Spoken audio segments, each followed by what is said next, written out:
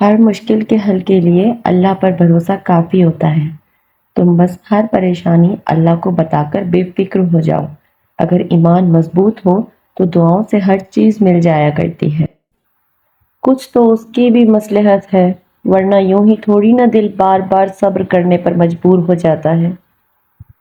جب میں پریشان ہوں، میرا پہلا خیال میرے رب کی طرف جاتا ہے، اور الحمدللہ مجھے میرا خیال بہت عزیز ہے۔ آنسو وہ خاموش دعائیں ہیں جو صرف اللہ ہی سنتا ہے۔ گرتے آنسو اور ٹوٹے ہوئے دل کی قدر اللہ سے بہتر کوئی نہیں جانتا۔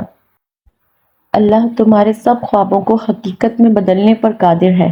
اپنی خواہشات کا اظہار اللہ کے سامنے کرو اور یقین سے دعائیں مانگو، وہ تمہیں کبھی بھی مایوس نہیں کرے گا۔ اور جس رب نے اتنے قصے مکمل کیے ہیں، وہ تمہاری کہانی کو بھی ادھورا نہیں چھوڑے گا۔ شدت سے دعا مانگ رہے ہو لیکن لگتا ہے کہ قبول نہیں ہو رہی، تو یقین کرو قبول ہو چکی ہے۔ اللہ بس تمہیں بہترین وقت پر دینا چاہتا ہے۔ سنو، ہاں تم ہمت مت ہارو، دعائیں مانگتے رہو۔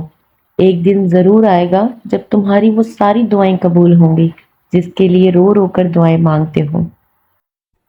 راہیں جدا ہو جانے سے مقدر جدا نہیں ہوتے، اور جو اس بات کا یقین رکھتے ہیں اللہ ان کے لیے ایسے وسیلے بناتا ہے جو کسی کی بھی نظر سے گزرے نہیں ہوتے۔ حالات سمجھ سے باہر ہو جائیں تو معجزے عقل سے باہر ہو جاتے ہیں۔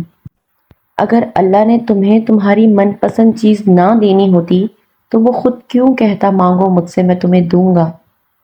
کہنے دو لوگوں کو کہ یہ ناممکن ہے، ایسا کبھی نہیں ہو سکتا۔ لوگوں کی کہاں چلے گی جب اللہ کن فرمائے گا۔ اللہ ہی ذریعے بناتا ہے، جو تم دعا مانگتے ہو تم تک لاتا ہے اور تمہارا مقدر بدل دیتا ہے۔ اللہ کی دی گئی ڈھیل کو اپنی چالاکیاں مت سمجھیں۔ جب وہ رسی کھینچتا ہے تو انسان منہ کے بل گرتا ہے، اور پھر دنیا کی کوئی طاقت آپ کو اٹھانے میں مدد نہیں کر سکتی۔ اللہ جانتا ہے کہ تمہاری چاہت کو کب اور کیسے تم تک پہنچانا ہے۔ تمہیں بس توکل رکھنا ہے کہ اگر وہ ایک ستارہ تمہیں نہیں مل سکا جو تم نے مانگ رکھا تھا، تو ممکن ہے کہ اللہ نے پورا آسمان تمہارے لیے لکھ رکھا ہو۔